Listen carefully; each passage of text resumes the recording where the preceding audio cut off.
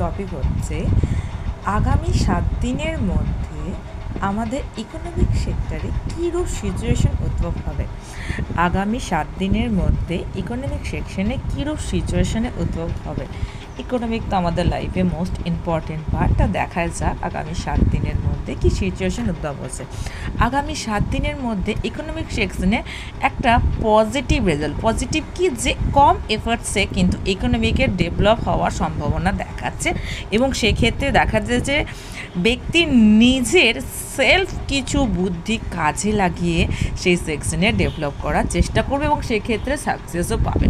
আর economic সেকশনে ইমপ্রুভমেন্টের জন্য কি করা উচিত? ইকোনমিক সেকশনে ইমপ্রুভমেন্ট করার জন্য অবশ্যই আদার্স পার্সনের কথা শুনলে চলবে না।